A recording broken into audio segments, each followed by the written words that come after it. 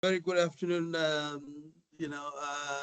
comrades, friends, colleagues, and all protocols observed in case I did not see somebody or did not acknowledge them. But colleagues, that said, you are most welcome. My name is Munya, and I'm with the Africa Center for Inclusive Health Management at Stellenbosch University. We're located in the Faculty of Management, Economics and Management Science. I always want to make that distinction because there are many who assume we are in the medical school. We are in the Faculty of Economic and Management Sciences because we do offer health management programs. So ours are management science programs, not health science or medical science at all. Much as we do speak to the colleagues on the other side, given everybody is doing management now, including engineers. So we all, I think in the end, come to meet. So we want to thank you, colleagues, and appreciate your time and welcoming you to this series that we are having. We are launching the first website today in this particular webinar series.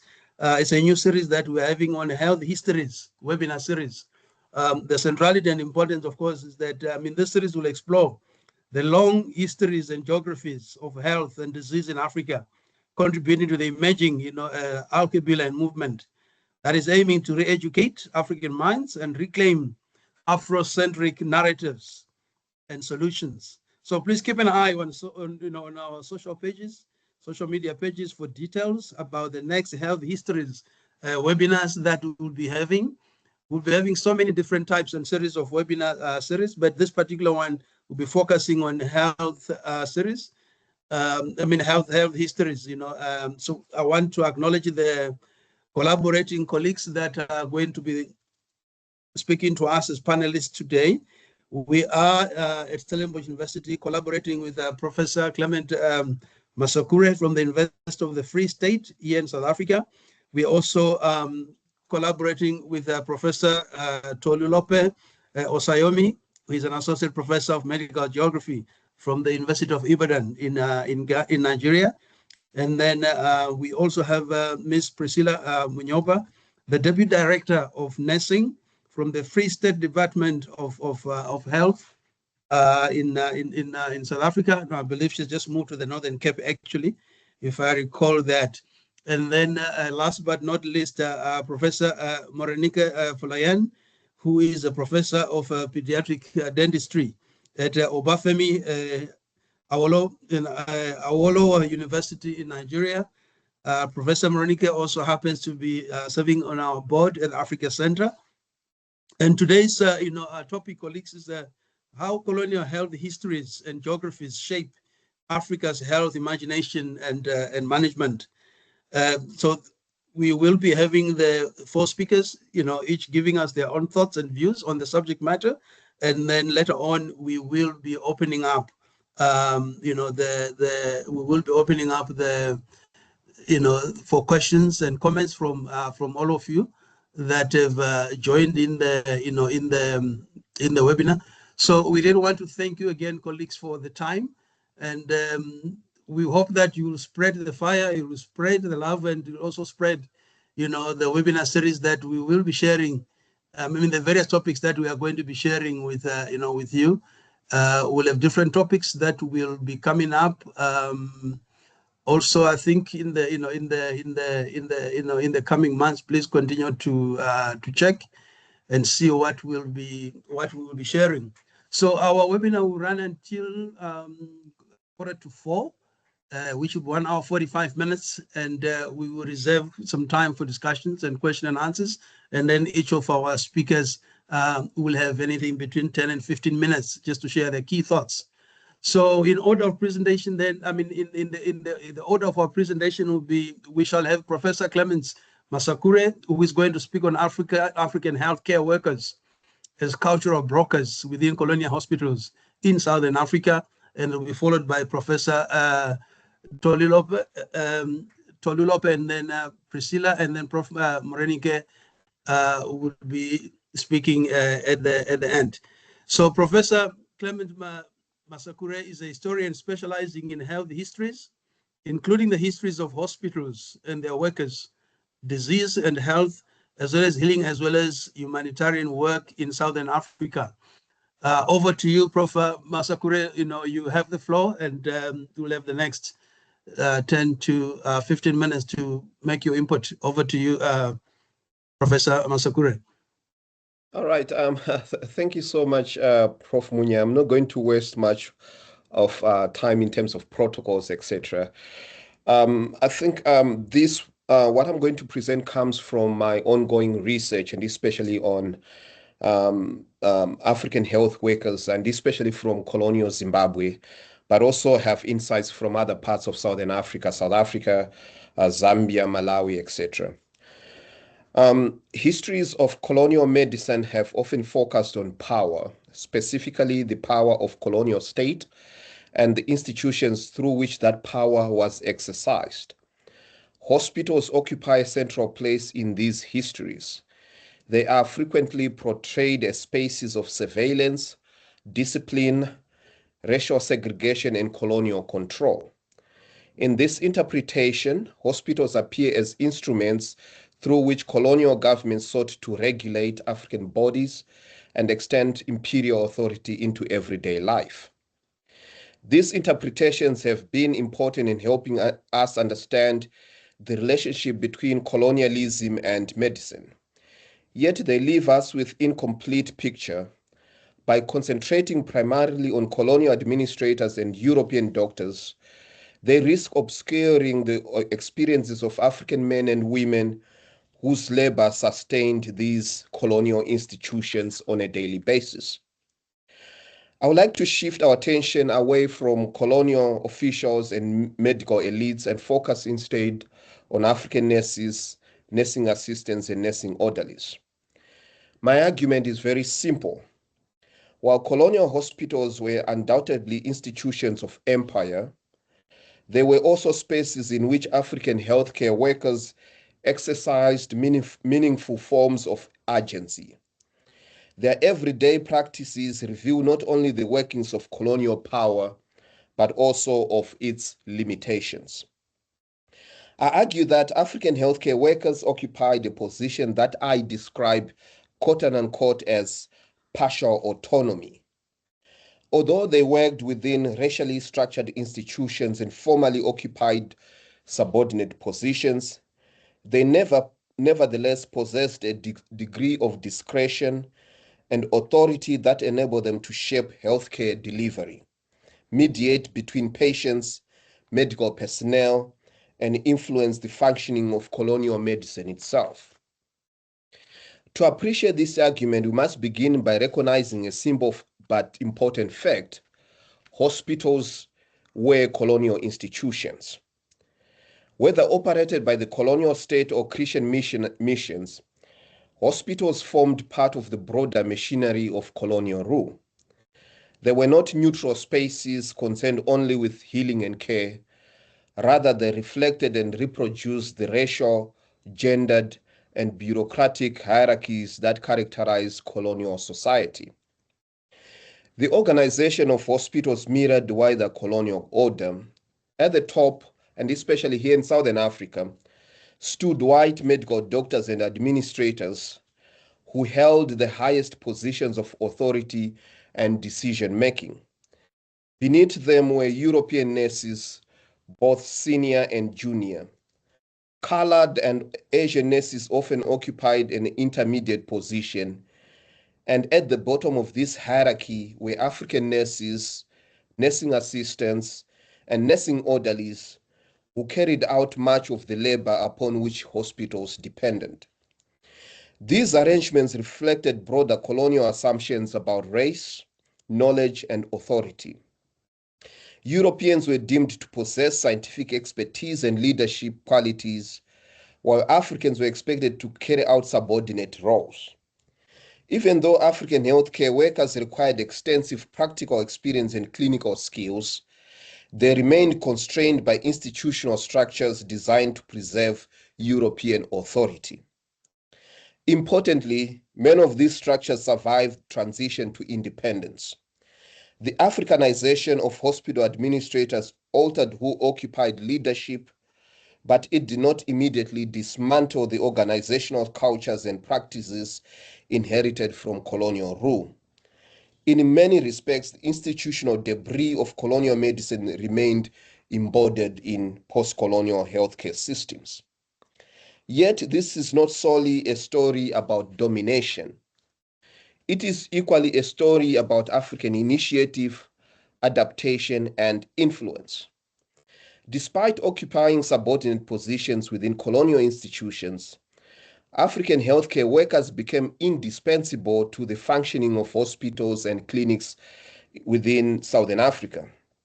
They were not merely passive recipients of colonial instructions, rather, they became the backbone of healthcare provision across government and mission facilities. It is here that the concept of partial autonomy becomes useful. The notion of partial autonomy challenges interpretation that portray colonial institutions as spaces of complete European control. Colonial power was extensive, but it was never absolute. Throughout Africa, colonial governments faced significant practical limitations. They lacked sufficient personnel, resources, and administrative capacity to supervise every aspect of everyday life. Hospitals were no exception. In fact, the operation of hospitals depended heavily upon African workers whose labor and local knowledge could not easily be replaced. Several factors contributed to the emergence of this partial autonomy. First, there was a chronic shortage of European healthcare workers. Colonial governments and mission authorities consistently struggled to recruit and retain adequate numbers of doctors and nurses. As a result, African healthcare workers assumed responsibility for much of the day-to-day operation of hospitals, clinics, and rural health facilities. Second, the nature of nursing work itself created opportunities for this autonomy.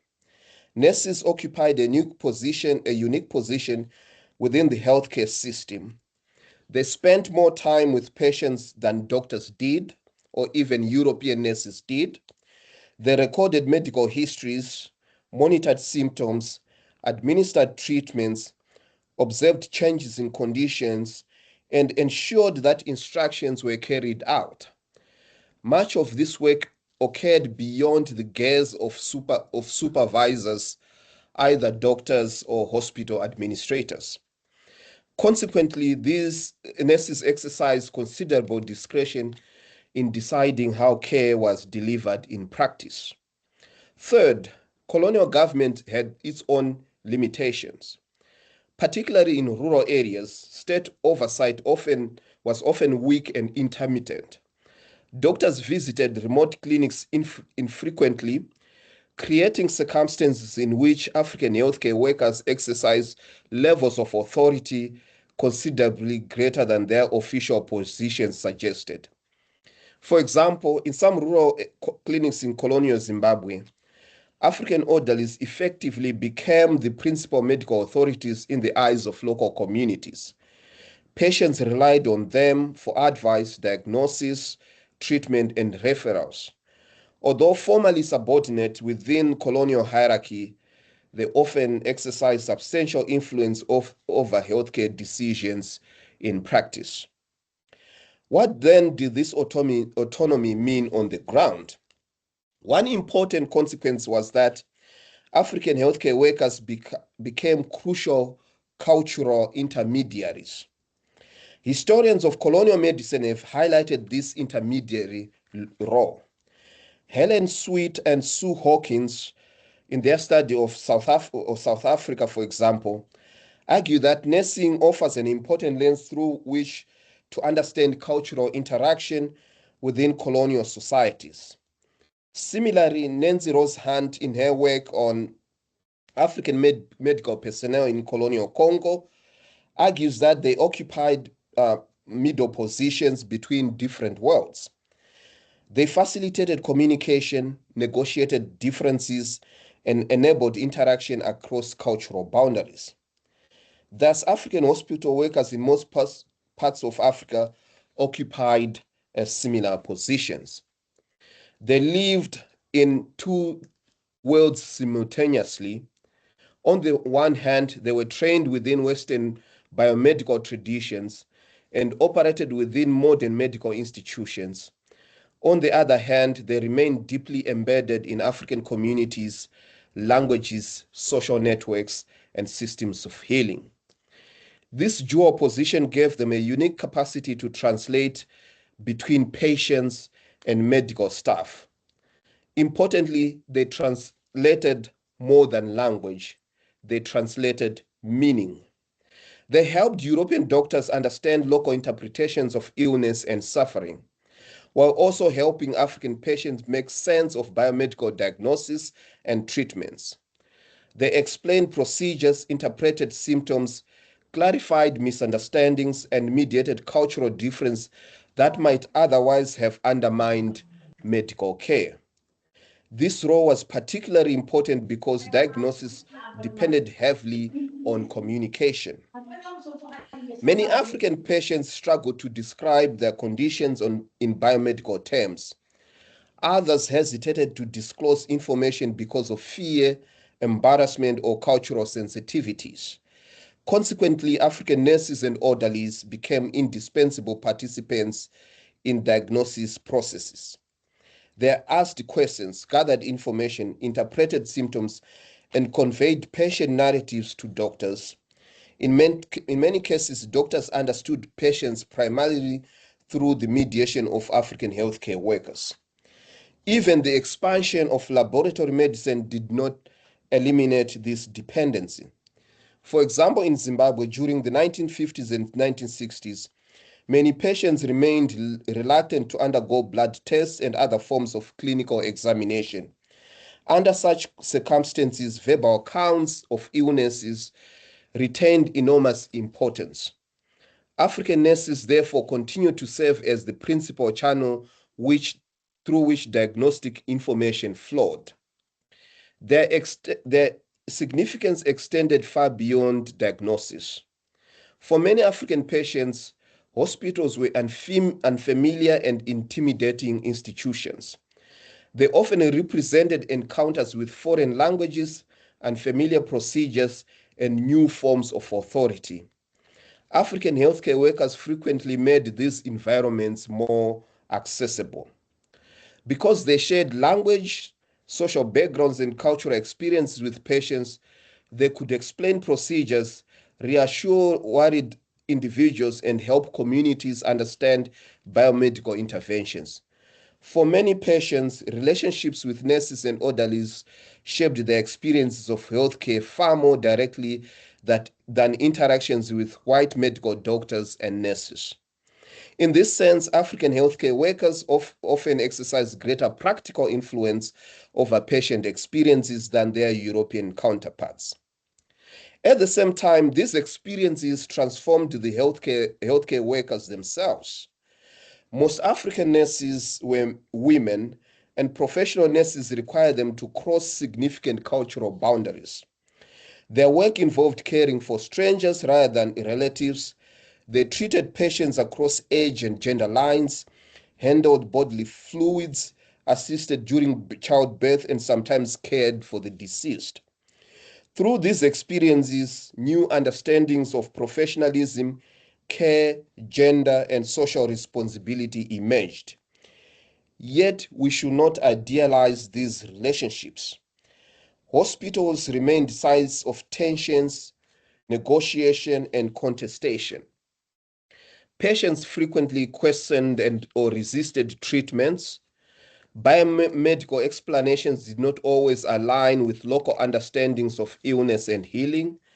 Disagreements and misunderstandings and conflicts were common features of everyday hospital life. African health care workers therefore occupied a challenging position. They stood between competing systems of knowledge and often had to reconcile conflicting expectations. In doing so, they continually negotiated the practical boundaries of care within colonial medicine. Their work reveals something important about the nature of colonial power itself. Colonial authority was never fully secure.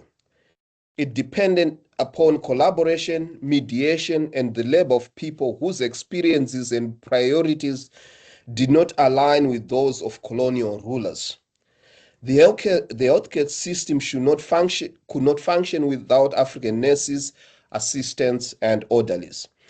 Their indispensable contribution gave them a degree of influence that colonial officials could neither ignore nor completely control.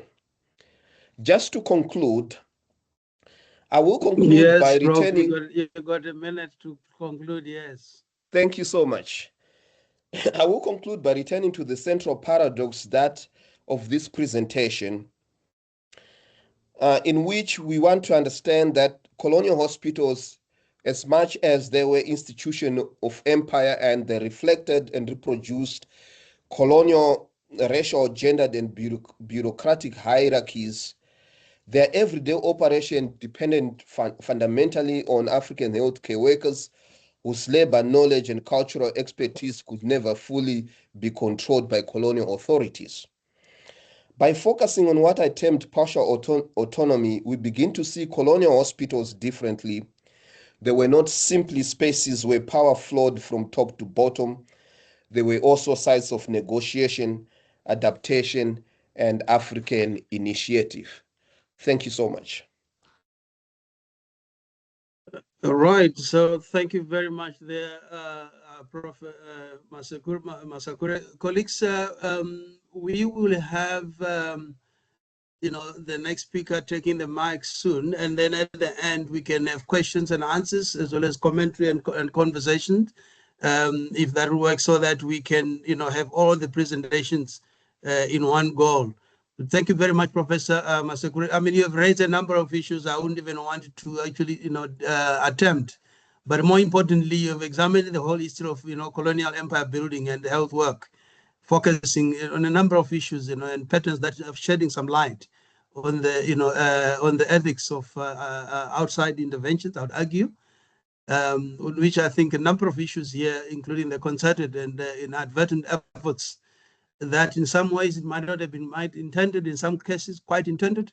They undermined African healing practices, which were not always commensurable with introduced and medical techniques, I think. And then there are uneven and inadequate health infrastructures and resources that were also established during the colonial era, including certain, iatrogenic consequences, as well as the ethical ambiguities and transgressions, that come also with issues of, ethics and colonial research and treatment, that you have raised in there. So I think this kind of historical analysis is quite helpful, and it helps to home in on the different kinds of issues, I think, that have grown out of this past, asymmetries of power between people, the personnel, professions, and institutions, but that have also helped inevitably to shape the nature of global health systems to date as we know them. So I think with that, then we can move on to Prof. Prof. Tolu will be the next speaker. Prof. Tolu, may I then request that you take the mic? But otherwise, before that, Prof. Tolu is an associate professor of medical geography at the University of Ibadan.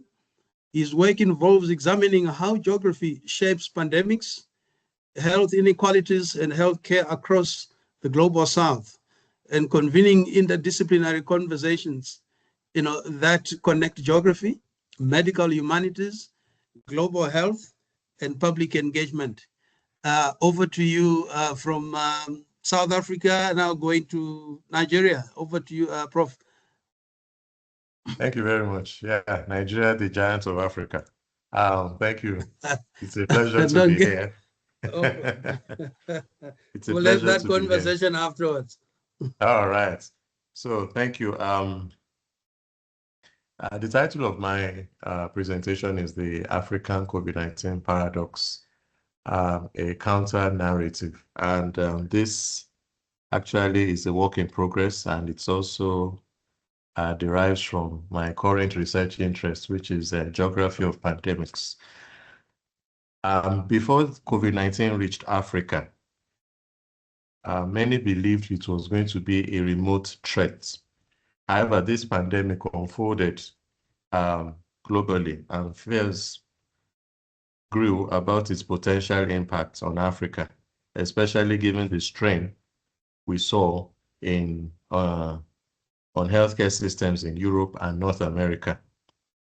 Notable figures and organizations expressed dire predictions. As a matter of fact, the UN Economic Commission for Africa projected 1.2 billion infections and 3.3 million deaths in a zero response scenario. Melinda Gates, as many of us would remember, also warned of a crisis of significant proportions for Africa. And these forecasts, of course, were grounded in perceptions of Africa's vulnerabilities. Contrary to these expectations, Africa recorded comparatively lower morbidity and mortality rates. And as of December 2020, the 27th of 2020, Africa recorded 1.8 million infections compared to 34.8 million in the Americas and 26 million in Europe. This unexpected pattern has been described as the COVID-19 anomaly by Opong et al. And also as the African COVID-19 paradox by Oshami et al. 2021, prompting significant curiosity and debate.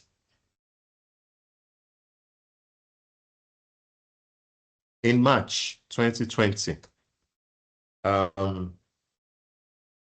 established the COVID-19 mapping lab at the University of Ibadan, and the lab supported the Nigerian Center for Disease Control with geovisual updates on COVID-19, helping to track and manage the pandemic.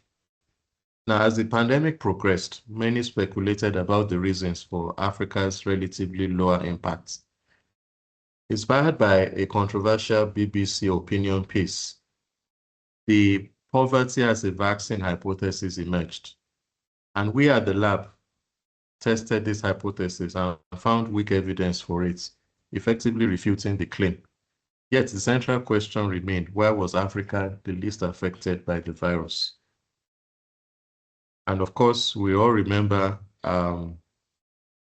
before then, there were also speculations, some suggestions from two French scientists that if there were going to be any vaccine trials, the first set of trials should be carried out in Africa. And of course, we do remember very sharp reactions from very notable Africans, including Didier Drogba, the ex-football international, and Samuel Eto'o, who both said that Africa wasn't a testing lab and Africans shouldn't be seen as human guinea pigs. And of course, would see that online, there were also online reactions, such as the one you can see here, which says, they said we will die because we are poor. And now they are saying we are not dying because we are poor. Now, this study adopted epistemologies of the Global South. Epistemologies of the Global South,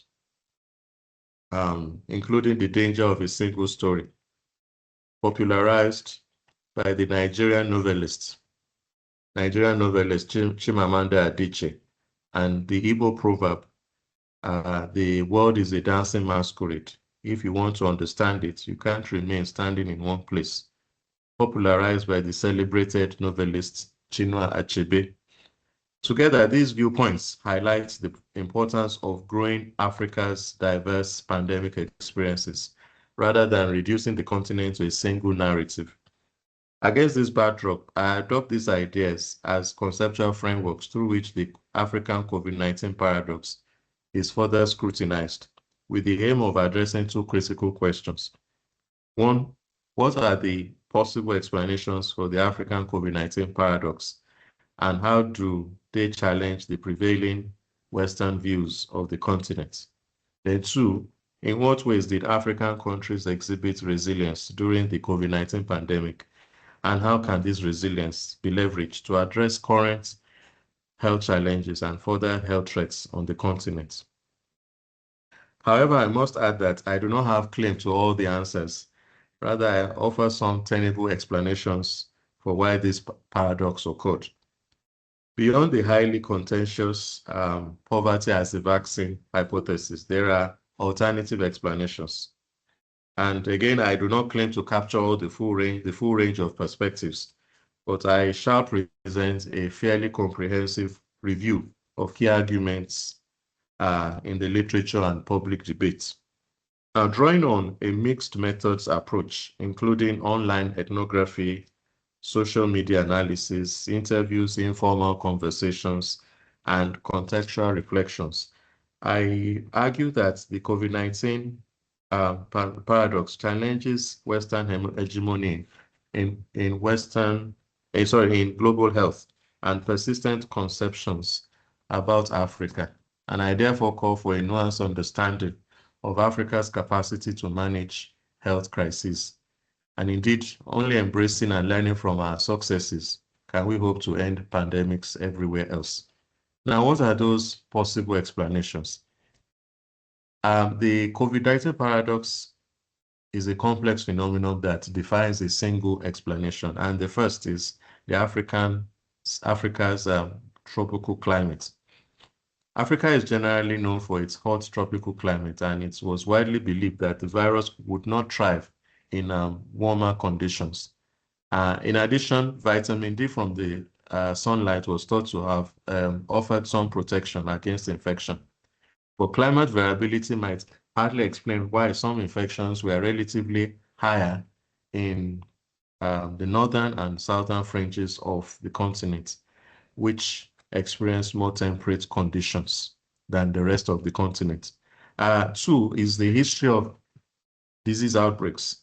Africa's prior experience with infectious disease such as Ebola, HIV/AIDS strengthened institutional and community level capacity for outbreak response. And we see the three distinguished, representing the numerous distinguished scientists on the continent. They displayed very important roles during the pandemic, and of course, including early genomic sequencing efforts. I mean, the Cameroonian scientists based here in Nigeria was among the first to sequence the virus in Africa. And of course, the third was the level of preparedness too. The relatively late onset of the virus in Africa provided some valuable time for preparedness and learning from the experiences in Europe, Asia, and also North America. Africa's youthful population. You know, Africa is the world's most youthful continent, and with the median age of about 19.4 years and over 60% of the population under 25. The demographic structure likely contributed to lower mortality rates. And of course, this view is further strengthened by an observation I made during the EndSARS protest here in Nigeria, because there was relatively low numbers of infections after the youth-driven EndSARS protest. And of course, this was against advisory from the Nigerian Center for Disease Control, leading that young people shouldn't go out and they should all stay at home so as not to cause an infection surge. But we did see that much later, weeks later, the numbers actually reduced as against the expectation they had. The innovation and creativity, and the pandemic, of course, stimulated local innovation and including low-cost ventilators, refurbished medical equipment, and also context-appropriate solutions for care delivery. And of course, herbal remedies, such as see that the indigenous herbal remedies were widely used and perceived as helpful in patient recovery.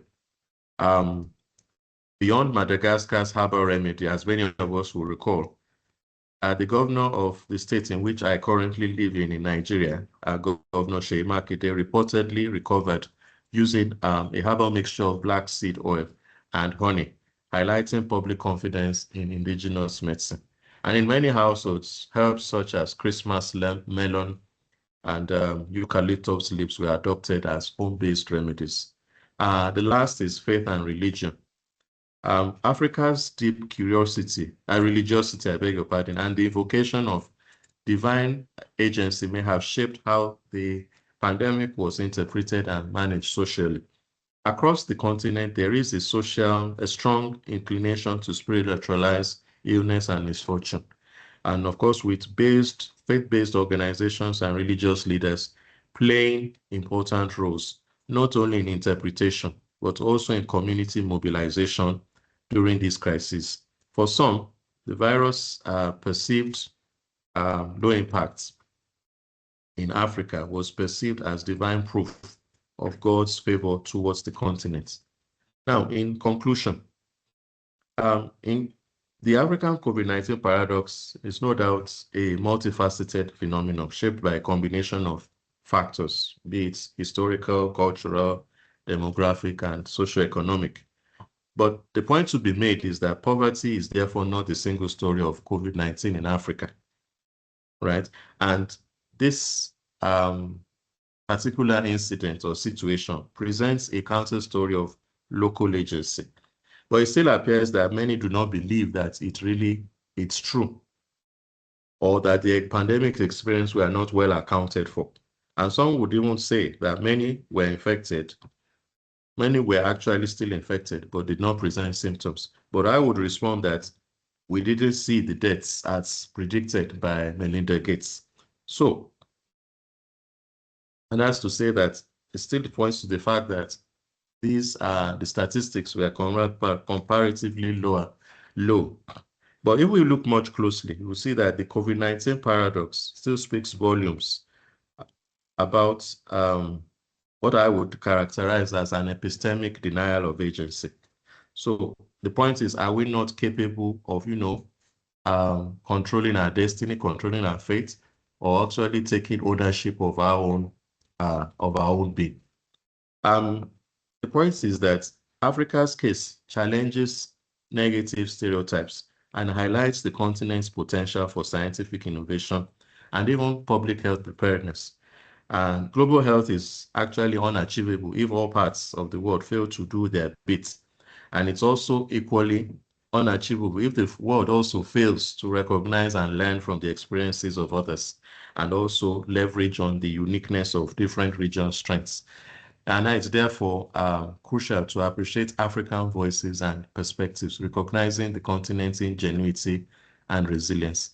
And I think African countries need to actually retrospectively identify what worked and strengthen those gains and share those lessons with the rest of the world. Thank you very much.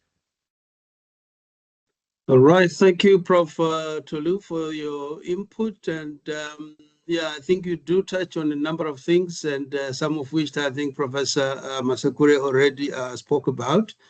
But generally, I think I see these are revolving around, facilities and especially hospitals, mechanisms of, a variety of things, segregation, former colonial, hospitals being administrative hubs. There's a number of other issues I think that are also arising there. Issues of space and spatial logistics, but of course you do zero in on the very most recent global pandemic of COVID-19 and what we can learn from there, and of course what is it that worked and how can we go back and work on that. So we move right on, colleagues. We started off here in Southern Africa by the input that just came from Professor Masakure, and we went to West Africa where Prof. Tolu has given us his own take, and then we come back to Southern Africa to hear from leader Priscilla Munyova.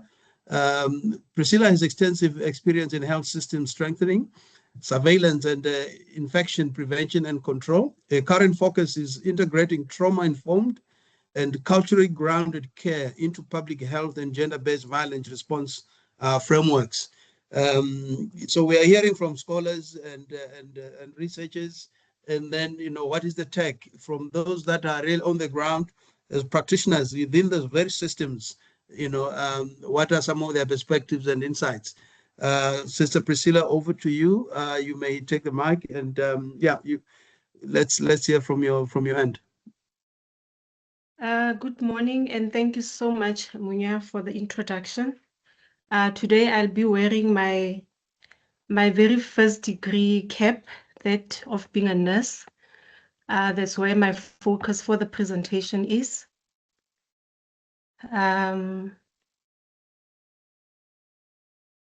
So just to align my presentation back to setting the scene that Prof. Masakura did, I'm now using the nursing lens to explore Africa's health systems.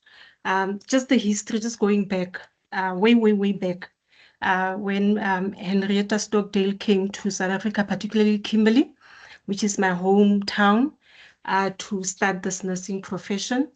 Already introduced, I am a registered nurse, and then also I have a master's in public health.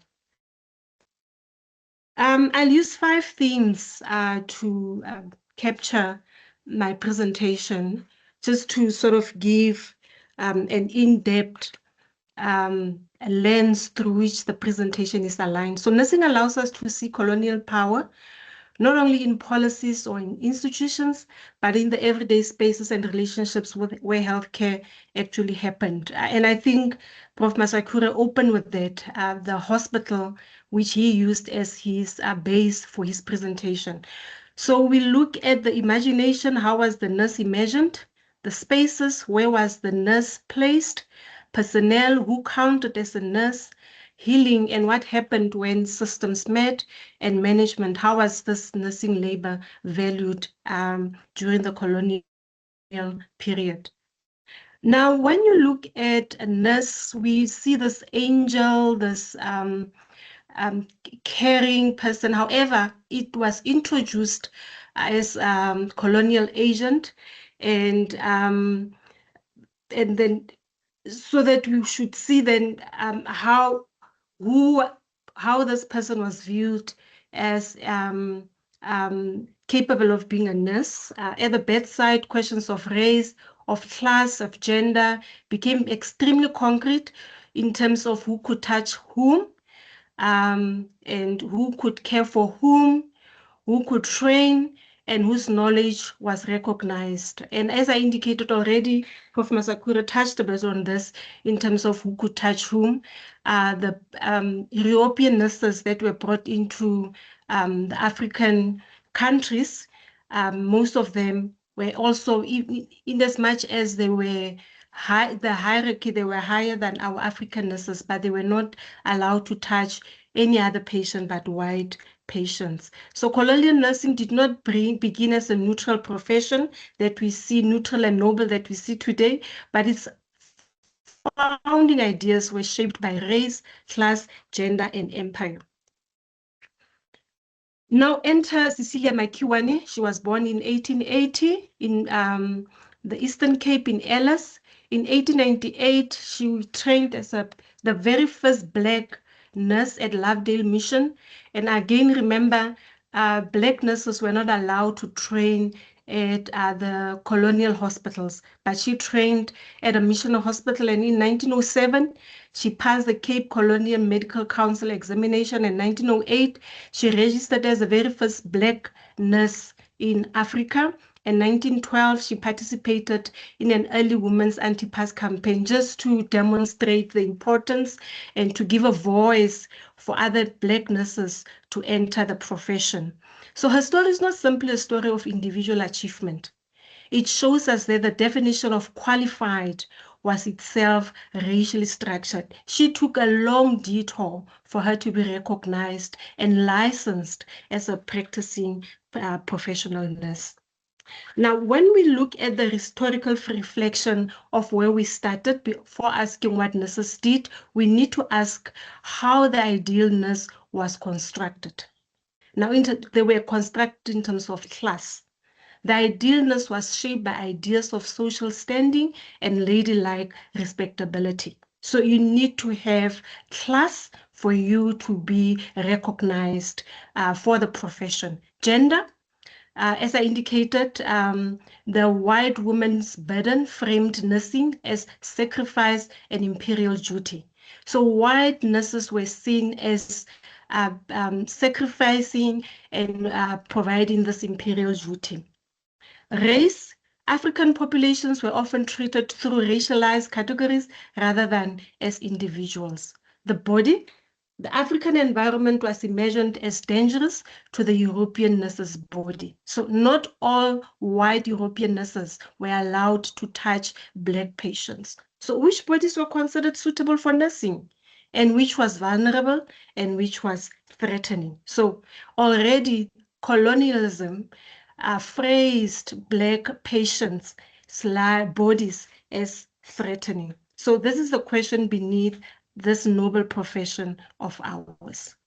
Now, when you look at spaces, the nurses' geography inside the colonial hospital was mirrored around segregation wards, racialized duty rosters, and unequal access to resources. I entered the profession just at the tail end of apartheid in the country around 1991.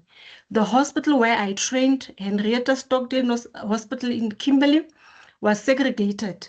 We had white sections in the front and we had Black sections at the back. And can I tell you, most of us even applied using our great-great-grandfather's surnames. I applied to enter or study nursing using my great-great-father's surname, which was Ross, and acceptance was actually guaranteed when they see a surname that was not Black.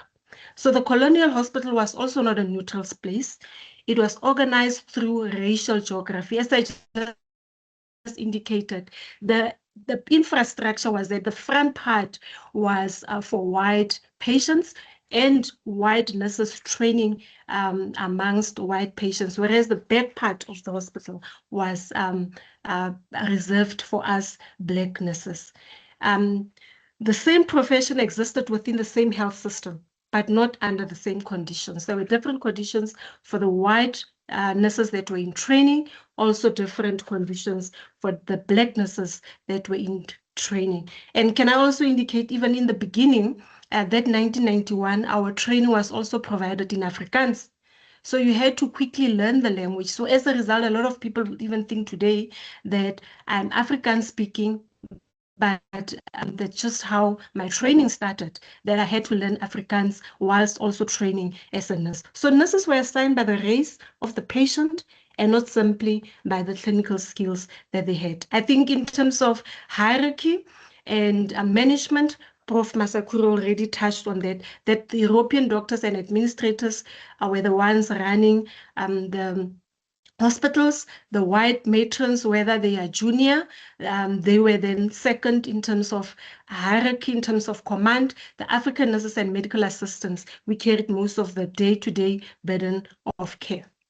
Now, when you look at nursing at the front here, some nurses were also used for screening, for surveillance, and for resettlements, and they could be both a caregiver and a face of colonial state. So clinical care could be inseparable from colonial population and control, and African nurses and auxiliaries acted as essential linguistic and cultural go-between. Prof. Masakura already also touched on that, how we were also interpreters in terms of assisting the white European doctors for diagnosis, to get more history out of the patient, for them to diagnose and treat. So the care relationship was inseparable from the political relationship of control. When we look at spaces, the second theme, the segregation feels more like inside. What did segregation feel like more from inside nursing? The same clinical work could be performed under more difficult conditions with less recognition. I've just given you the example of the segregation of the hospital. Rural nurses could not also have greater autonomy, but also greater distance from resources and supervision. So when you look at most of our hospitals, even to this day, they are the location is mainly in towns, meaning our communities had to travel distances for them to access care in this town-based health hospitals rather. So the nurses were also used for camp, at mines, at asylum, and rural nurses remain largely invisible in conventional accounts. Even today, the infrastructure has never moved. We 30 years after democracy, all the infrastructure in terms of hospital care is still based in the town, again indicating the access issue for our Black communities. When you look at personnel who counted as a nurse, I just gave you an example of Cecilia Makiwane. The system depended on Black nursing labor while limiting Black nurses' professional recognition and authority. We saw the long journey that Cecilia Makiwane had to take for her to study and be given the lessons to practice as a registered Black nurse.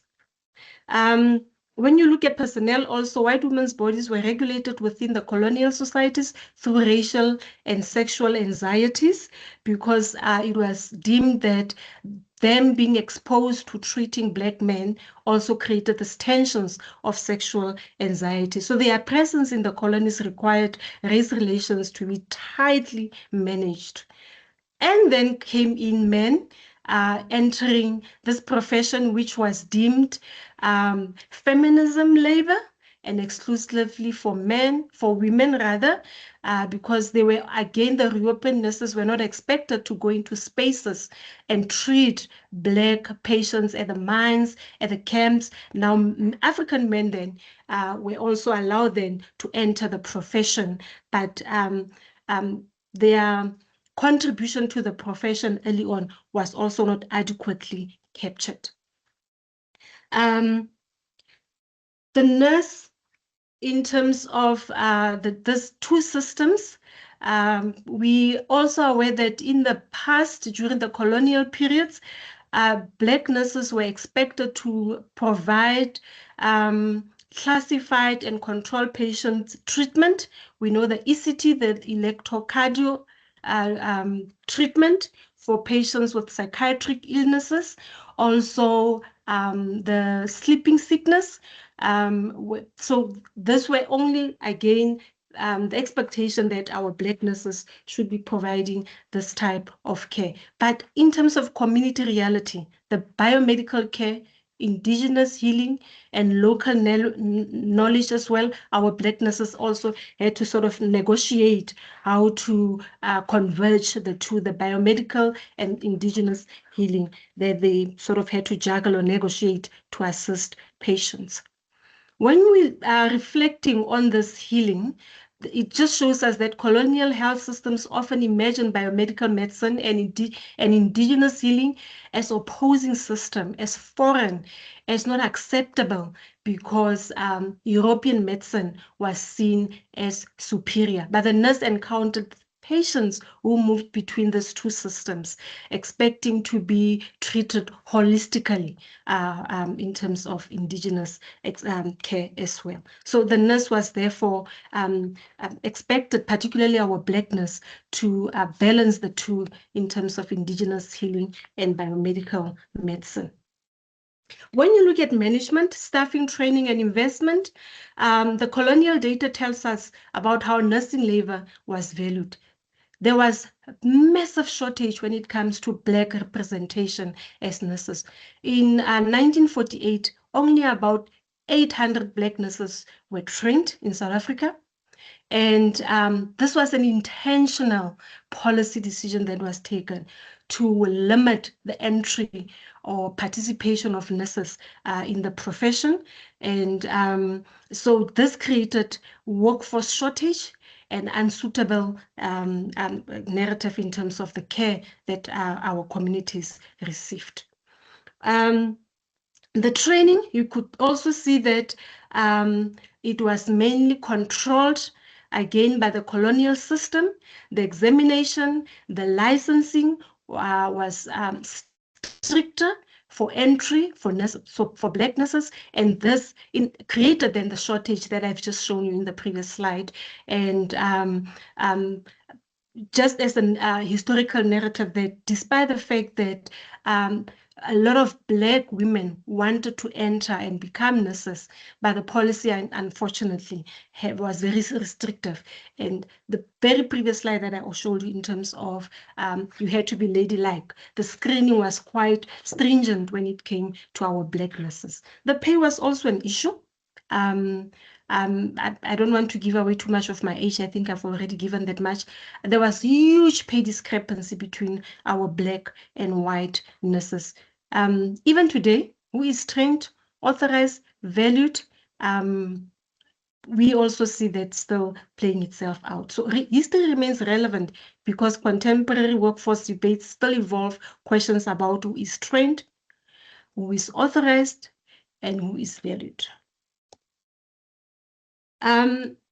Now, in terms of this arc, this nursing arc, what is it revealing? It's still showing us that Sister Priscilla.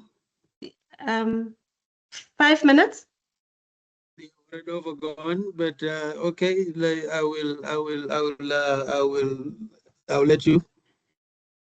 Okay, just this. This is my second last slide.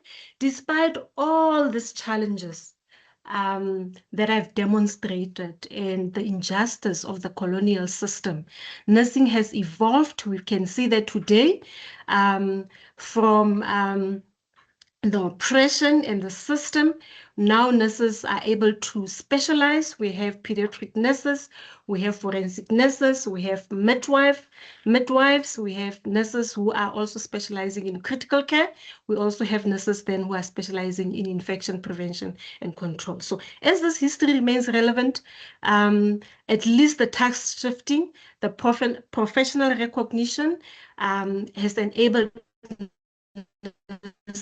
to become resilient and specialize in those various specialties. And there's not an exhaustive list. We have other specialties as well. In closing, power was not only located in the colonial government or hospital, it was also present in who gets trained, who could touch who could heal, and then how the labor of the different nurses were also perceived. Thank you.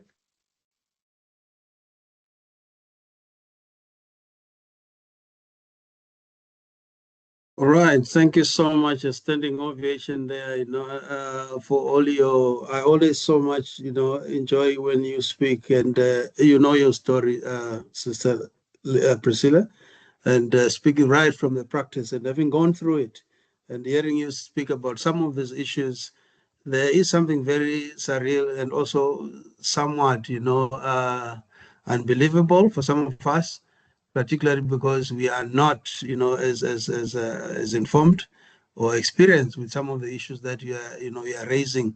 But I think for me, you have touched so many things, and I'm sorry I had to ask you to stop, just so that we have the audience also participating in this conversation. But I think you've spoken about a number of issues there. The spatial distribution of health facilities that was heavily skewed, particularly towards urban centers and the core economic zones, the mining in this country, and of course the forcing of rural populations traveling long distances, the marginalization of healing. It comes up with the disease management and cohesion. There's also really just come up for me, and I think the personnel and workforce hierarchies that you have spoken so much around, in terms of how the healthcare personnel were distinctly, stratified and reflecting colonial racial and class divisions. And of course, hospitals as mechanisms of segregation from former colonial hospitals that were initially constructed in major administrative hubs to serve colonial settlers and military. There's a lot, I would need quite some time to actually summarize and to speak to some of these issues that you have so ably, spoken to, and of course, speaking from some of your own personal experiences. We thank you. Professor Morenica, over to you. Thank you very much. Yeah, I will serve introducing you if that is fine. Oh, sure. Yeah. Over to you. Thank you very much. And just to note that I would have to switch off my video to save on the bandwidth. As you noted, my name is Morenica Oluwatoyin. I work with the Obafemi Awolowo University in Nigeria. To also note that I'm a decolonization scholar. I work within the adolescent space, looking at the nexus of adolescent health with oral, mental, sexual, and reproductive health. For this talk, I'll be speaking to the two epistemology lenses, and one which is the danger of a single story, as one of my contemporaries had spoken about. But here, what I talk about is the danger of a single story because of the absence of an alternative narrative. In the absence of an alternative narrative, which is we telling our own stories, then the single story becomes the single truth. The second epistemology for me is the reporting on the foreign gaze. And once others start to report your story, they would report it appropriately from where the lens from which they view it. And that is the position where they are. And so I use this epistemologies most times when I talk about decolonization issue, raising the fact that we have to tell our narratives to be able to have the balanced story. And then also to note that the issues I'm going to discuss here are not explored issues. Most of the three presenters, the other presenters have explored issues. These for me are just questions that are starting to arise in the field that I work. And I'm starting to postulate about why I am starting to see this. So please, on this note, once again, I'd like to take off my camera to save for my bandwidth. So for me, I recognize for me what I describe as the invisibility of the African adolescents. I recognize the place that adolescents exist, adolescents have been spoken about, but when it comes to issues around their health and actions on them, there seems to be an invisibility. And I'm trying to understand why this paradox, why there is a voice around adolescents and yet actions are absent. We do know that adolescents constitute a large population of a large proportion of the African population. Please know that I'm a Nigerian, and a number of the things I'm going to say reflects more from Nigeria, which I tend to stretch into Africa because of some similarities in the way we work. In Nigeria, 22% of the population, Nigerian population, is 10 to 19, and 10 to 19-year-old also constitute 31% of the population. When you're looking at Nigeria exclusively and looking at the population below 18 years, we're talking about over 50% of the population. That's significantly a large population. And it is globally recognized that adolescents in Africa constitute a major population. One of the things that my colleague earlier highlighted and told you when he was making this presentation. So why do they continue to remain invisible in the health systems and the research agenda? Well, despite the fact that in many countries, policy frameworks are seemingly recognizing them and drawing up policies and actions specific for adolescents, but this doesn't in some way translate to action. So my position is that this invisibility is historically produced. However, there's a need to act because there is a place for adolescents, especially in the growing globalization world.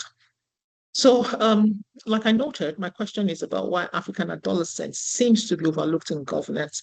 And this is where I come from, that the silence that we've noticed, especially around adolescent sexual and reproductive health. Remember, this is where I work in many African contexts, is a reflection of the colonial moral frameworks that were introduced into the governance system in Nigeria, in Africa as a whole, or governed places around the world that has shaped how health is governed. That colonial system tends to map, and that's what cartography is about. It maps the population, it maps risk group, it maps special organizations of health services. Two speakers have brilliantly talked about the special organizations of the health service and how it had mapped who is cared for and how care is provided and differences between the Black and white. But here I'm acknowledging that beyond that, populations are mapped, who counts and who doesn't count, and the risks are categorized. And that categories makes body visible or invisible. So one of the things I think has happened in the evolution of the global mapping is the recognition of adolescence as a distinct life phase. That mapping came from the global north and has gradually mapped into the global landscape space. It has been imported into African policy frameworks, but these policy frameworks have failed to align with the local mapping of the social realities. And I'll discuss this briefly. One of the things we see within the African system is a recognition of two distinct groups. When you're talking about adolescents, there is suddenly a mapping of three distinct groups, or maybe four. We have children, we have adolescents, we have adults, and now we're recognizing elderlies. But before the elderlies, before that time, and within African framework, what you have is adults, children, and adults. And adults also include the elderlies, children and adults. So what you found with practice is a transition, a cultural rite of passage in many places of children into adulthood. That phase, adolescents that are similarly come into our systems have not culturally being distinct. It's as if adolescents but we don't have the 10-19. We find out that in many and cultural settings, you move into adolescence by 15, 16, young girls by 16, they're married and having children. You have a female not married in a cultural sense by 18 back then. It was an anomaly. All right. But one of the things then I think are taken away and increasingly caused us to recognize the space for adolescents is the fact that with schooling, globalization, age, and the salt, adolescence as a group has had to stay. So you have to go to school, you have to go to university, and so that's age that otherwise should have transited into marriage and now independently evolving, but our culture have not addressed that. So what does this mean in terms of practice? While the global north has appropriately recognized adolescence, while globalization has gradually grown a distinct population of persons known as adolescents within the African population, what we haven't seen is the cultural adoption of adolescence as a unique group that has its own stories, its own relativity, its own healthcare. And despite policies establishing adolescence, practices do not adopt adolescence. Okay? This is one of the papers I came across that seemingly recognize that adolescence, as it is defined in the global north, may not be appropriately mapped within the context of what it otherwise should be in the global south, with specificity around Africa. But one of the things I also found in reading through this is a recognition that when we speak of those spaces, we also that are speaking are not decolonizing our mindset. We need a decolonization position to be able to understand what is happening and therefore appropriately map what we should do going forward. Because yes, within the African context, there's an evolved population of adolescents that needs to be treated as adolescents. Without that recognition, the space will continue to be silent about adolescence. So what is it that enhanced this problem around adolescence? And when we're talking about adolescents, we're very particular about sexual and reproductive health. We're also particular about their mental health. Once again, I'm relating my discussion around sexual and reproductive health because that's where I have competency. Please note that prior to now, colonial moral frameworks were sought that was silent about sexuality. The Victorian Moral Code was sought that speaking publicly about sexual and sexuality issues was a taboo. And so right now, this is the framework we're operating in, where public discourse about sexual and reproductive health is still seen very largely as taboo, and mechanisms to untaboo it still does not exist. And within that context of where we're coming from with the colonial moral frameworks, children were excluded from sexual and reproductive health issues. So start to follow me with my logic. So in Africa, we have children and adults. Children were never incorporated into sexual and reproductive health through colonial health. Sexual issues, whenever it was discussed, it was a taboo. It isn't something to be talked publicly. It's something that is covered. It's something under the roof. And it is this context that has not evolved, that we have evolved into practicing, that now a new context of adolescence is brought in, policies bring it in, but culture has not divulged and recognized adolescence. And so because there isn't that distinct adolescent groups within communities, children, adolescents are largely treated as children that needs to be protected, that needs to be cared for. And policies, although it's defining sexual and reproductive health, carers still see adolescents as children for whom sexual and reproductive response needs to be silenced. And therefore, even when they come into hospitals, as we heard, as adolescents, they are still seen as children that needs to bring their parents, their sexual and reproductive health has to be discussed with their parents, and that autonomy of their sexual and reproductive right is not seen as theirs because they're still seen as children.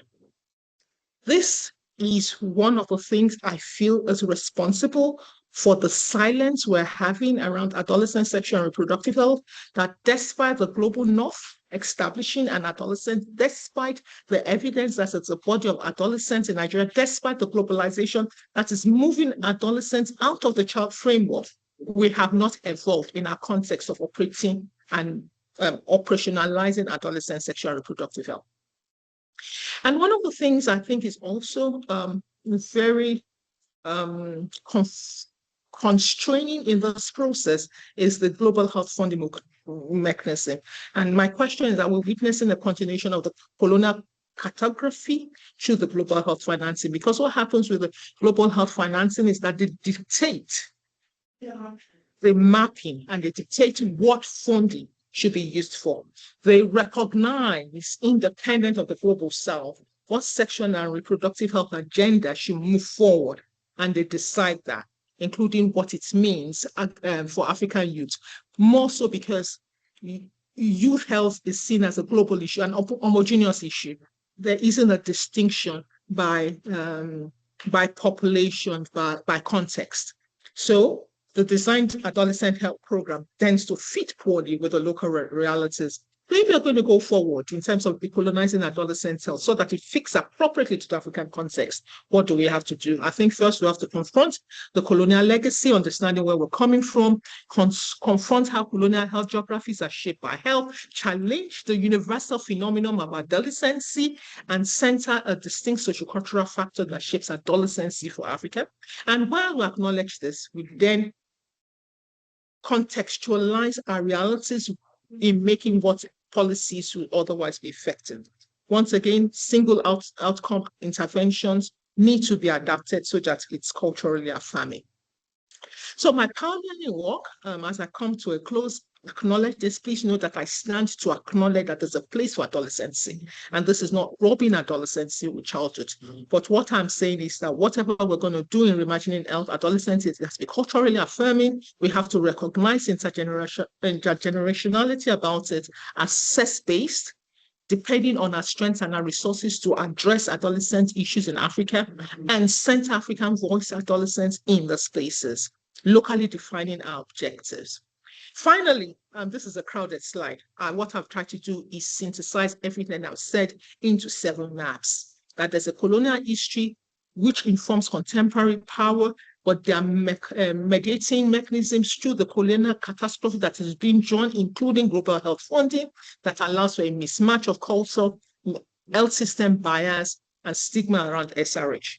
Because of this, adolescent sexual and reproductive health remains invisible, and change can happen, but change will happen through advocacy and decolonized intervention, which should then transform the health governance system. And if we can do that, we need to be improving adolescent health outcomes. On that note, these are my 4 takeaways. There's a historical context to SRH silencing. Children are rendered invisible through the colonial system. Adolescents is a major category from global north. In global south, adolescents are children, but they have been rendered invisible. Funding itself is also shaping sexual and reproductive health of adolescents in a way that does not match appropriately what is happening in the global south.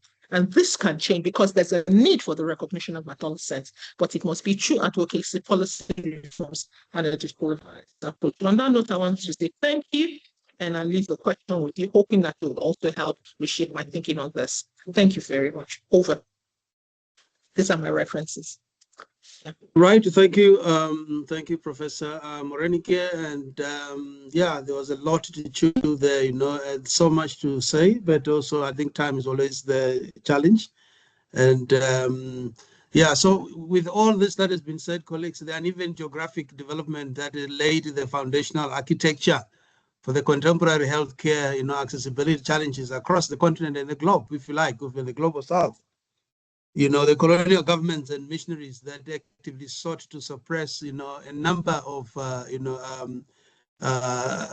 tradition. A number of issues that included, holistic healing systems, African holistic, healing systems that incorporated spirituality, herbal remedies, traditional medicine, and so forth, and suppressing these practices and creating an enduring tension between indigenous and Western biomedical approaches.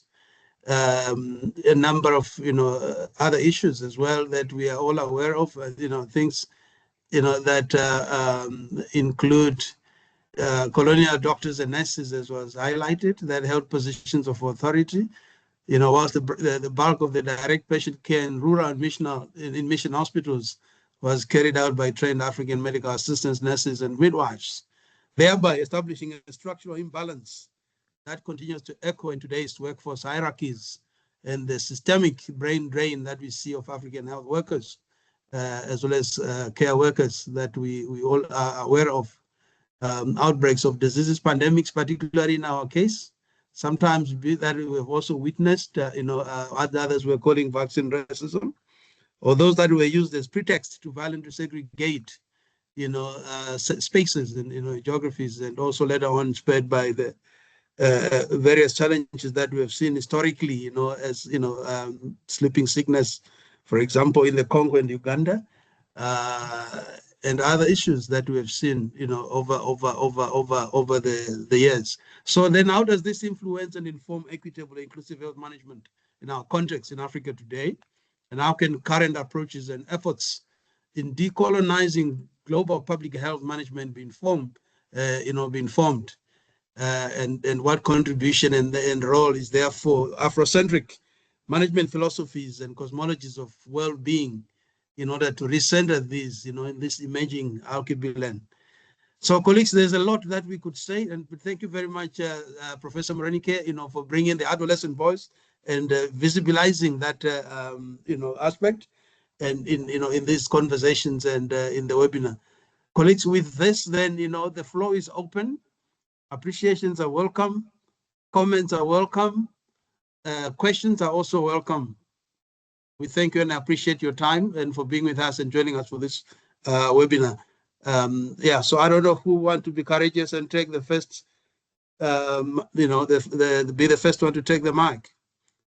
Babongile, Caroline Roberts, I'm appreciating your hands, and Khabo, yes, your hand is up, but so does Caroline and Babongile, if you may want to verbalize what you were clapping hands for there, or any comments or questions and appreciation, they're all very welcome. Colleague Khabo, I must state that Khabo is sitting in the University Library, Stellenbosch. Sorry to put you on the spot, Khabo. But I think with this, we then want to see how do we bring some of these materials into the repository of the Stellenbosch University Library so that we have access, and students also have access. Because quite often I come and bother you about some historical, documents or books that sometimes the university doesn't have, and they've always been very generous, in letting us know when the library budget comes, so that we come and plead our case to buy certain materials. Over to you, Khabo. Yes, good afternoon, and thank you for the presenters for a very knowledgeable and informative presentations. So mine is more of a comment and a thought-provoking idea, because for years as Africans we just deliberately do not want to standardize our African medicine, and that has caused all these challenges that we are having today, where then the Western medicine becomes more dominant because it's trackable, it's repeatable, and so forth. And it's not like ours can't, but because we do not have a body of work that we can rely on. For example, like the Chinese medicine. You see, the Chinese medicine is the same as the African medicine. It's just that theirs is standardized, and all the medicines that are there are able to be followed. All the taboos and all the psychological or pedagogical ideas are able to be repeatable. So mine is, why haven't we created an African medicine what you call course or degree or body of work that we can replicate and then have a subset of what Africans rely on? Thank you very much there for Habo. I think it's a general question that you're posing. You're not addressing it to any one particular speaker, but it is noted. I think I will maybe also even hasten to say, whatever you mean by standardizing, I think whose drama are we dancing to?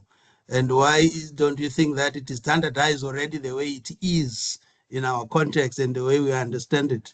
And if we are going to standardize it according to whose system, and then before that particular system, it may not count as knowledge. It may not count as anything scientific. It may count as dark, where things like, the dark continent and the black market and all those kind of things are coming from. But that's not for me to say. The eminent speakers will be able to speak to that.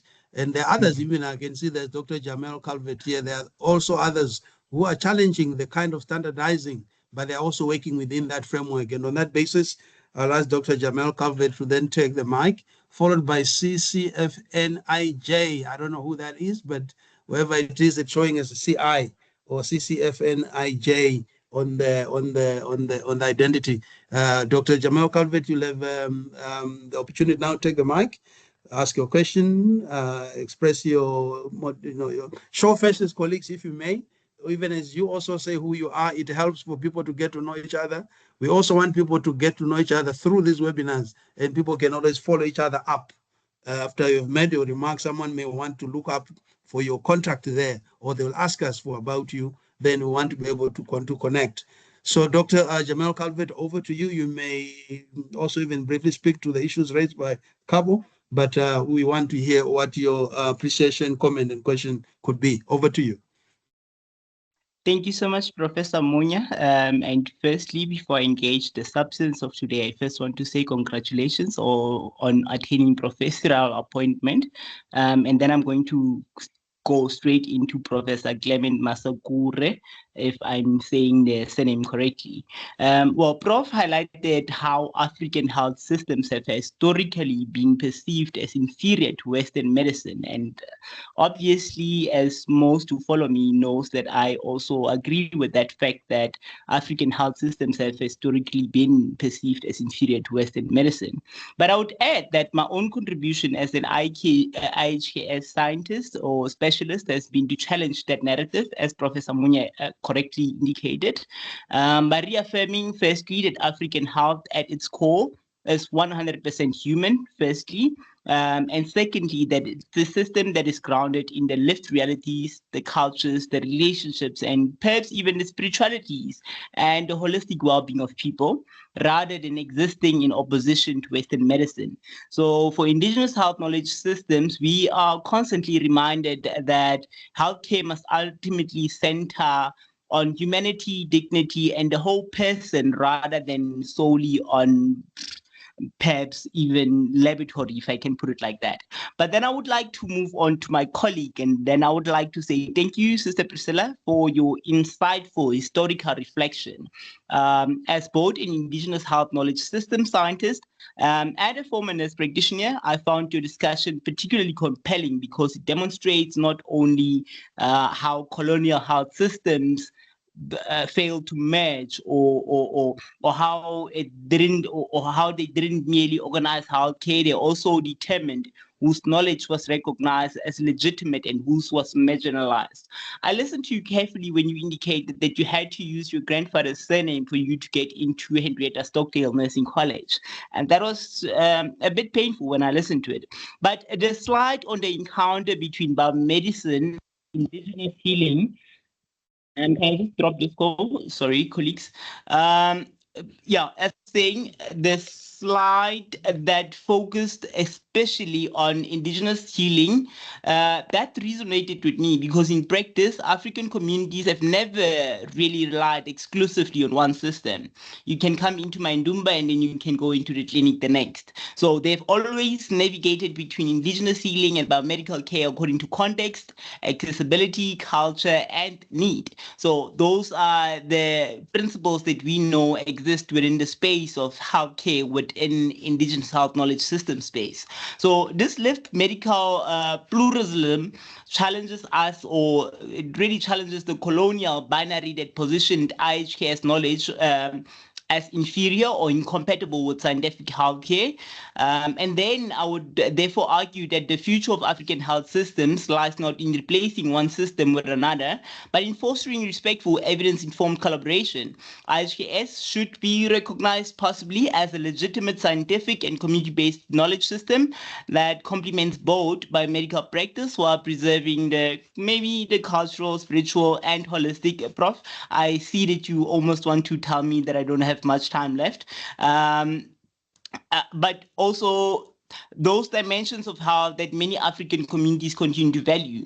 And so, Priscilla, your presentation really reminds us that decolonizing healthcare is not only about revisiting history, it is also about rethinking who's authorized to produce or to rather produce health knowledge, who is recognized as healthcare professionals, and whose ways of healing are afforded dignity with contemporary health systems. And of course, Prof. Munya, I do realize that you want to make me aware of the fact that I don't have much time, but I do want to respond to your to the comment that I just received, or that we just received, that asked that why do we not standardize African traditional medicines?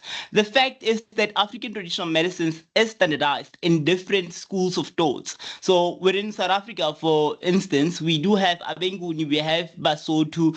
So we would find, when I say that, I would speak of your Togoza when I speak about Abenguni, we'd speak about your Lisedi when I speak about your Sotho and Tswana and all of those other traditions. And those people have their own standardized curriculums. The problem became when researchers and scientists came to these communities and they asked them questions, and then they left them as is. And so what the biggest problem that we are facing today when we are trying to standardize and make everything be simplistic, like we have your PHC, the adult primary healthcare guidelines that we have in primary healthcare facilities, which is something that we are trying to bring into African traditional medicine as well. But we can't do that. Why can't we do that? Because our own practitioners do not trust that the knowledge that we are going to contribute into the guidelines that we're going to give them is going to be knowledge that is going to be their own still. They still think that someone is going to take that knowledge and take it away from their space and make it their own. And that is what I'm going to pause for now, because Professor Munya already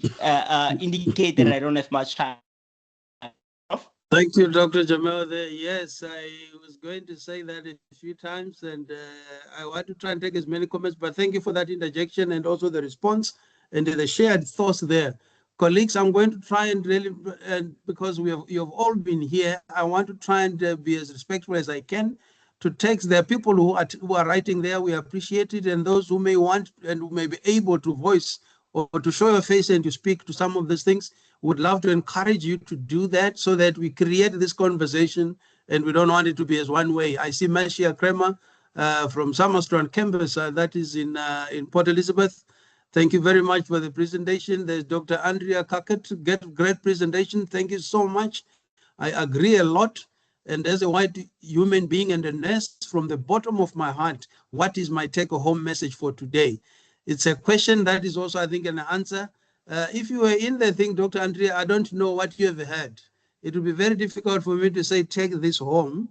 But I think some of the things that we sit with and we hear, and I think for me also, I think learning processes often become very personal on one level, but at the same time that all these things that people are saying, what are we taking home? Or what are we hearing? Or what questions may we have? But I shall leave to the speakers to please note that comment in the chat there, and you may want to send different messages home. But that said, I'd say the CICCFNIJ would speak, and then followed by Babongile, and then we'll hear others, like Dr. Andrea Kaket, as well as Dr. Sarah Mulambo, Mercia Kremer, Caroline Roberts, and who else? Shamalani Nobo. And, Priscilla, of course, with the rest of the speakers will have a chance to speak back. So CCFNIJ, please, you have the floor. All right. Thank you so much to the presenters for the wonderful insights they have actually delivered on their job.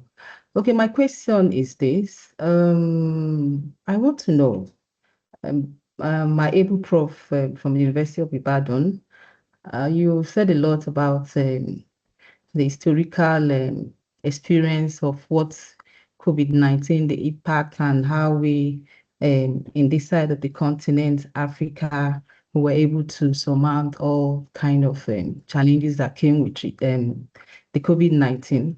So I want to ask, we have gone through the years of the panic and all that came with COVID-19, and right now we are dealing with the impact.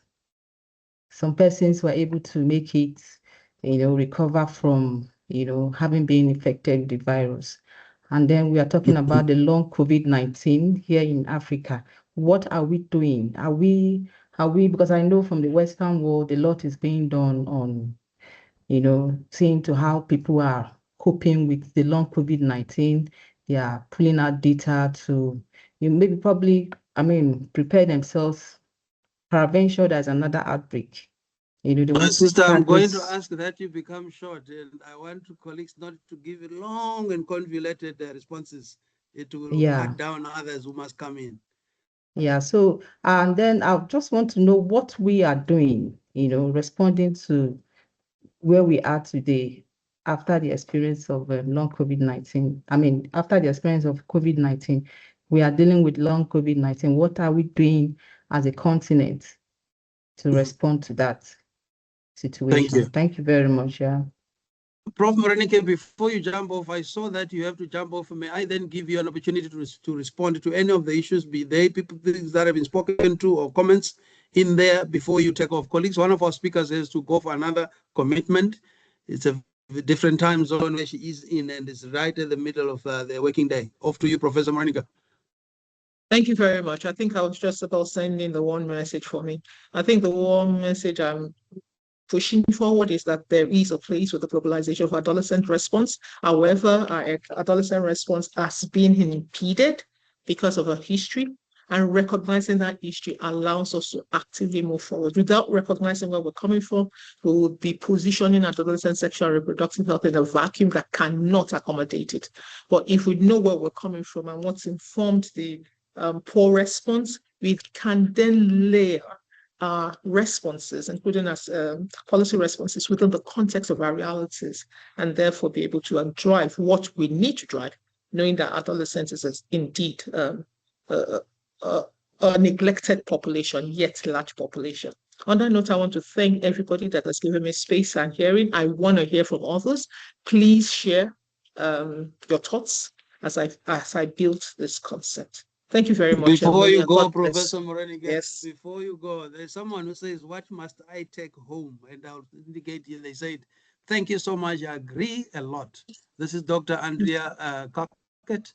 It says, as a white human being and a nurse from the bottom of my heart, what is my take-home message for today? From your the bottom of your heart, Professor Morenike, to Dr.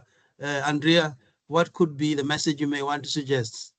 I think the message I'm suggesting is to recognize where we're coming from to enable us move forward effectively without recognizing our history. I think somebody said that formulating policies, programs that are situated without understanding the context makes many things not work. I think that's recognition and devolving ourselves from that decolonization mentality. We are still decolonizing our thinking. What we propose for Africa to work will work very little if it works at all. Thank you. Over. Thank you, Professor Morenike. On that note, we will let you then go. Thank you so much for the time, and we will be sharing the recording, and then we will see you in the next webinar. So, colleagues, then the next one was Babongile Munyandu, who at the end up. Babongile, of the mic.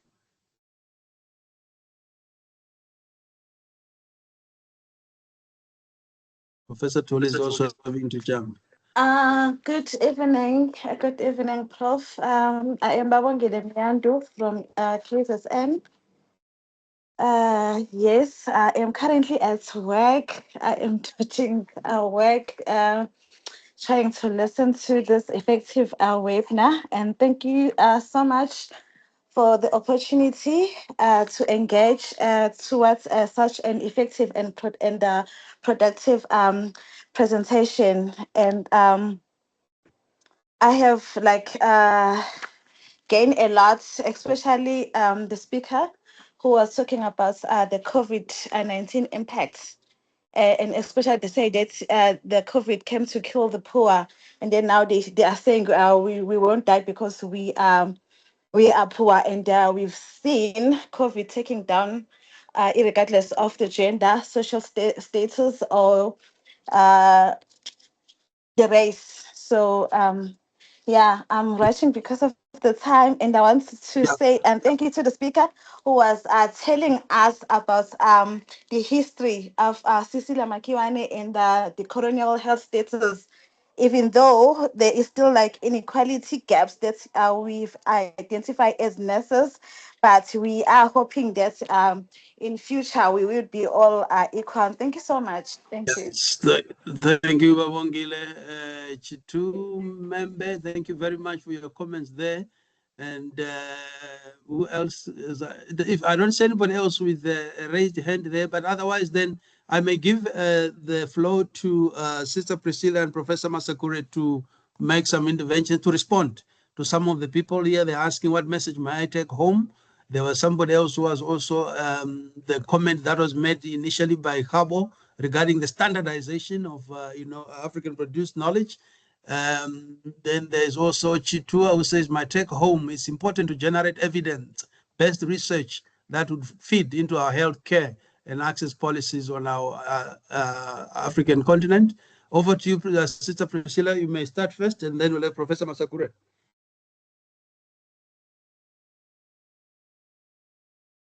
Sister Priscilla. Thank you, and thank you so much for the participants for acknowledging and appreciating the presentation. I think I'll start with the comments. Most of them were comments from Babongile. She was just acknowledging the history of Cecilia Makiwane, the mother of nursing on the continent. But also appreciating and acknowledging that inequality still exists. But in the early days, those 1908, she marched and she even encouraged the first Black nurses at Baragwanath to take up and fight for the profession. And I think where we are at today was because of all the work that have been done by those great nurses in the past. Jamie, thank you so much for the kind comments. I think there were mainly comments appreciating and acknowledging the plural in terms of indigenous knowledge, and that we even have an act in the country acknowledging such work of indigenous healing in the country and the biomedical medicine. The last one, I think I've already commented on the chat. I don't want to take a lot of time. Dr. Andrea, thank you so much. I've already commented to say that this was not finger pointing. It was just for us to acknowledge and appreciate that this was what happened in the past, the damage that the colonial system created, even from, as the first speaker was saying, now you know. So what now? What are you doing? Why are we still talking about what had happened? Why are we not developing policies to change the status quo? So I think most of them were comments and acknowledge that there's still work to be done. Dr. Andrea, I've already responded on the chat. Thank you, Prof. Thank you, sister. You might have responded on the chat. There are people who may be blind and may not be able to access and immediately see your thing there, but you might have spoken to it.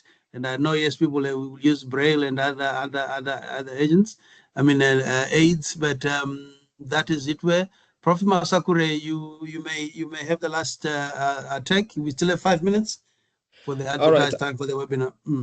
Okay, thank you so much, Prof. Munya, and thank you everyone, not just for taking time within your busy schedules to come and listen to some of our thoughts.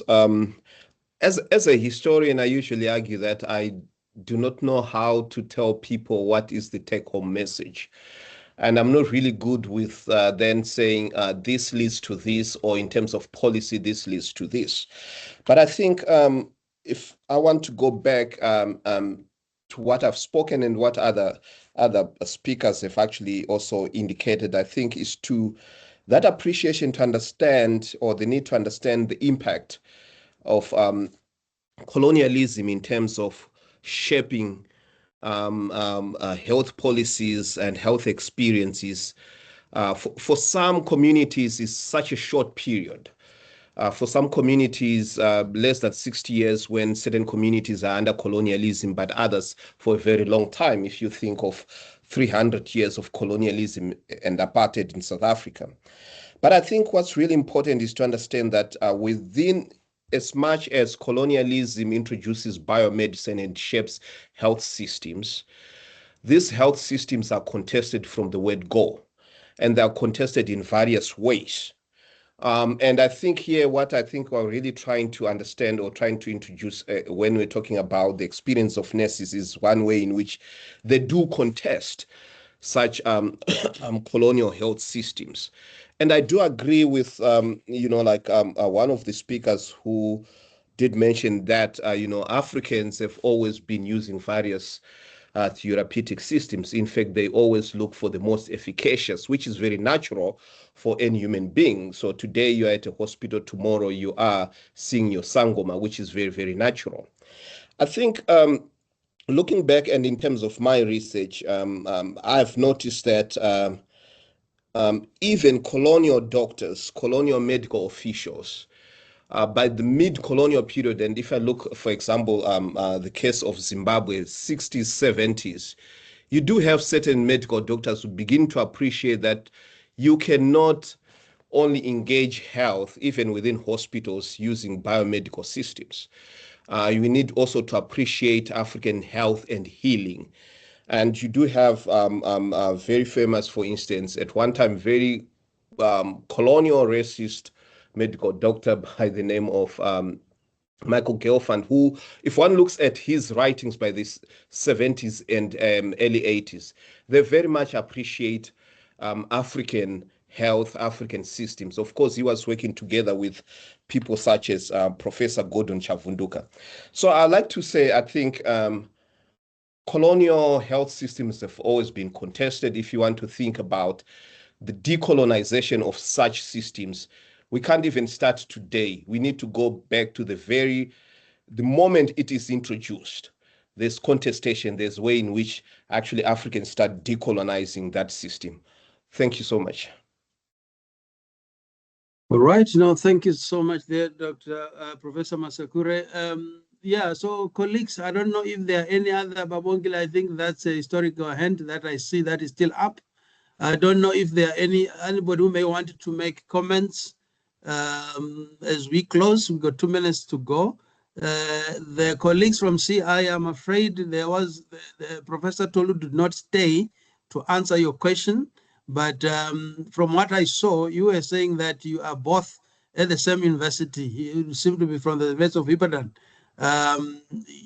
He unfortunately left, and we didn't get a chance for him to speak to you or to make his last comments before he left. But nonetheless, I'm hoping that we can continue to be part and parcel of his conversations. And thanks, Priscilla Kabaso Mwila. We are also appreciating, we see your comment that you've made in there, and we will be hoping that you can join. For those of you who registered, we will continue to include and to invite you to the future webinars on this very series. We'll have other speakers that are going to be speaking to different subject matters, and particularly the nursing profession that in itself is quite huge. From what we have heard and also from what we have seen, there's going to be a number of people that have, is Dr. Mlambo not one of the speakers, Professor Masakure, from what I remember? I saw a Dr. Mlambo there. I think she has also written quite a bit on this subject matter, if I recall. Dr. Mlambo, are you still in the room? Yes, Dr. Prof, Sarah I'm still in Mulambo. the room. I'm still in the room. Can we see your face and do you hear your voice, please? Can you hear me? I can hear you very well. Yes, Prof. Yes, I think you have written a bit on the subject of the history of nursing, if I'm correct. On indigenous knowledge systems, yes. Yes. Anyway, I saw you've been making a lot of comments there. We just thought, why don't we give you a floor to say your last words? Thank you, Rachel Biampa. There, I see your comments. Over to you, Dr. Mlambo. Okay, thank you. I just wanted to allude to the presenters. Thank you for great presentations. However, also looking at the colonial trajectory, At the moment, we also see that nurses are still seen at the bottom of the hierarchy. However, it is a profession on its own. And this needs to be acknowledged as they spend much of the time with the patient, as it is what earlier on alluded. Thank you, Professor Ruchera. I see the time is up. Thank you. But yes, please do reach out. We will welcome Dr. Mlambo, any of your comments that you might have. I think on the issue around nursing, I think it's a question of rank, it's a question of privilege, and it's a question of coloniality also, I think, just in the pecking order in which these things were done. I think in terms of the training, doctors spent a lot more time. And then when they come to the workplace, they're inducted and shown around by nurses, and for which nurses are never really acknowledged. And so I think it becomes a question of power, a question of ranking, and a question of so many other things that we should be able to speak. So we would invite and encourage you, Dr. Lombo, for you to also maybe reach out and then please do propose a topic, and then we'll be happy. We've got a couple of topics that have been proposed by colleagues, but we will still take any new topics that people may have, and then we will do our best to promote the event. And then we have you also help us to identify speakers. We want to hear different voices, and particularly, I may say, also to hear the female voices who know a lot and who sometimes are surprised they're not getting the opportunity to speak. Exactly in the same scenario of doctors and nurses, Dr. Mlombo, that you're talking about. So can we have nurses speaking, like Nurse Priscilla, who spoke? She's just one of those people that if I can, I'll never miss a moment to attend what presentation that Sister Priscilla always has to say, and her stories are ongoing. So thank you very much, colleagues. I don't know if there are anything, Anya, from your end, and Rialdo. I don't know if there are any housekeeping issues, if there are any announcement, any things to say. But colleagues, if you want us to stay in touch, please do share your emails, and then we can immediately include you in the invitation of any future webinars so that you can register and get reminders as we go. Anya, Rialdo? Nothing from our side. Thank you, Munya. Thank you, colleagues, for all the work. Thank you, Rialdo. Thank you, colleagues, for the work that's happening behind the scenes and in front of the scenes, I may say. And all those that have made the time, colleagues, we do appreciate your time and taking time to engage, to shape opinions, and also for us to continue to engage. Dr. Jamel Calvert shared their colleagues, for those of you who may not be already aware of or in touch. Dr. Mariam, thank you very much. I see your comment there. There was a long comment from Dr. Lambo, and then of course, you know, the work of TAPSA that, you know, that has been shared there by Dr. Jamel Calvert. They are doing a lot of important work in this space, colleagues. So do yourself a favor, check out what's happening, and then do stay in touch. On that note, thank you very much for all your time, input, and for the effort. We'll see you at the next webinar. Stay well, stay safe, and stay warm, those of you who are in very cold places like Cape Town now. And Bloemfontein, thank you so much. Of course, Bloemfontein, it gets even Yeah, more. thank you. Who is in Bloemfontein here besides me? Sister Priscilla is actually there. She's not far from you, but much as she's working in Northern Cape. She lives in Bloemfontein. Yeah. Oh, really? Yeah. Oh, So that please nice. organize and meet for a coffee and more love. Absolutely. I'll definitely come for coffee, Prof.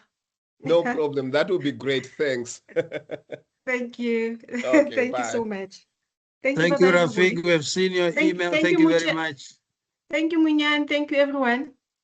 Thank you, colleagues. Stay in touch. Thank you, Shirley Abrahams. I saw your email there. Rial Danya, please help me. I think how we may get some of these emails. If we send an email. So has changed Rai Manunure and Rafik there from Sun. You know, this is a colleague from Stellenbosch. And then there's Tebe Lonoka. Also, they've sent their email so that we include them on our webinar, list server. Thank you, colleagues. Have a good one and keep safe. Cheers. Thank you, Prof. Thank you, colleagues. Bye. Bye.